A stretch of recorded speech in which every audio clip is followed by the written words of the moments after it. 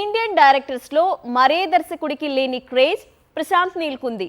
అతని శైలి, హీరోయిజం జంజీ ఆడియన్స్కు చాలా ఇష్టం.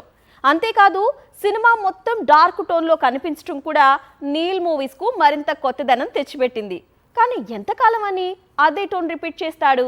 అందుకే డ్రాగన్ కోసం రూట్ మార్చుతున్నాడు. ప్రశాంత్ నీల్ సినిమాలు అంతా ఒక ఎత్తు, డార్క్ టోన్లో స్టోరీ నరేషన్ మరో ఎత్తు.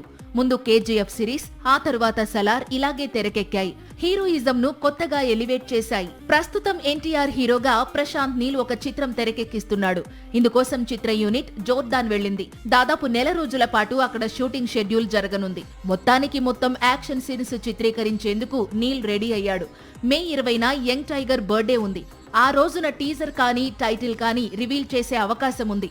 కాకపోతే నీల్ గత చిత్రాల దారిలో ఇది బ్లాక్ టోన్ లో కనిపించదు. పూర్తిగా కలర్ఫుల్ గా మెరిసిపోనుంది. ప్రశాంత్ నీల్ అనగానే డార్క్ టోన్ కామన్ అయిపోయింది. ఎన్టీఆర్ చిత్రంతో ఈ సెంటిమెంట్ ను బ్రేక్ చేయాలని ఫిక్స్ అయ్యాడు నీల్. అందుకు తగ్గట్లే సినిమా మొత్తాన్ని కలర్ఫుల్ గా తెరకెక్కిస్తున్నాడట. డ్రాగన్ వర్కింగ్ టైటిల్ తో తెరకెక్కుతున్న ఈ చిత్రంలో రుక్మిణి వసంత్ హీరోయిన్ గా నటిస్తోంది. జూన్ చివరి వారంలో మూవీ రిలీజ్ కావాల్సి ఉంది. అయితే జూన్ లోనే మూవీ వస్తుందా లేదా అన్నది మే 20 టైగర్ బర్త్డే రోజున తేలిపోనుంది. సాక్షి టీవీ ప్రసారాలను నిలిపివేయడం చట్టరీత్యా నేరం. సాక్షి టీవీ ప్రసారాల కోసం మీ స్థానిక కేబుల్ ఆపరేటర్ను వెంటనే సంప్రదించండి. డిటిహెచ్లో, ఇంటర్నెట్లో కూడా సాక్షి టీవీ ప్రసారాలను వీక్షించవచ్చు.